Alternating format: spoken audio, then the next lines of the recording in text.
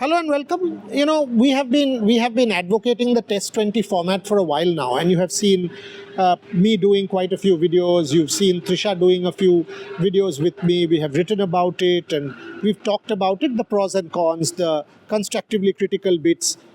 One thing that kind of stayed with me while covering the Women's World T20, and I think this is where Test 20 can make a massive difference, is it can help the associate member nations in a major way. If you see the World T20, you will see whether it is an Ireland, whether it is a Scotland, whether it is some of these teams, they need more exposure. Absolutely, they do need more exposure. Even the South Asian teams, look at the difference at the moment. You are kind of sure that India will beat a Bangladesh or a Pakistan or a Sri Lanka. India will beat a Netherlands. So these teams, all of these teams, be it in South Asia or be it in other parts of the world, Europe, they will need more exposure. And the format itself, Test 20, by making the boundary non-existent or porous, I think allows this beautifully.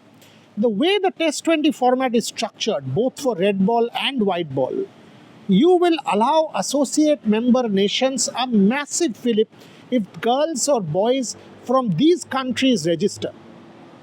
Once you do, you are immediately playing with people from India, people from other major cricket playing countries. So for the associate member countries, all of a sudden it opens up the door or opens up the vista in a way that has not been done in world cricket. And I think that's where Test 20 can have absolutely a significant impact in the upliftment of the global game. And that's why maybe playing it in Europe somewhere wouldn't be a bad idea at all, because players, whether it's from the Netherlands, whether it's from Ireland, whether it's from Scotland, these players will come and play with people from India, largely people from South Asia, maybe Bangladesh and Sri Lanka, some from even countries like Malaysia.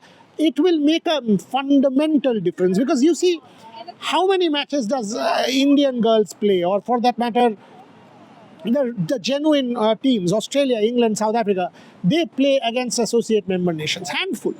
Maybe a World Cup, maybe some other games, some build-up matches, couple of tours here, couple of tours there.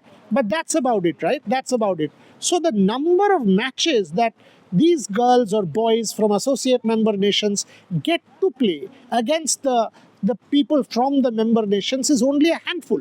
And that's where I think Test 20 can become a real deal breaker. It will give people the opportunity. It will open up doors. It will make people realize that, okay, this is the access that they needed. It will give people the exposure, allow and help build confidence, because you're playing with a bulk of Indian players, men, women, girls, boys. Automatically your confidence level is set to rise. You will know cultures. You will have that kind of melting pot in the change room.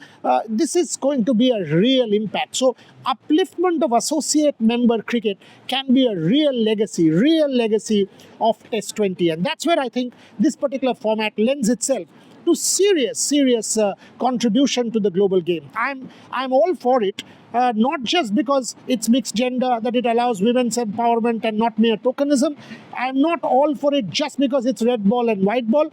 Absolutely, because it will help if you play red ball and white ball your skill sets, but also because it promises to at least make a significant difference to cricket in the associate member nations. That's where I think the Test 20 impact can be perceptible. So Gaurav Bahirwani, I don't know if you've thought about it on your board. You've got some great names, A.B. de Villiers, Matthew Hayden, Clive Lloyd. This is one aspect of Test 20 that can give it a real fillip. So I wish you all the best and can't wait for the first season to start. Thank you very much for watching.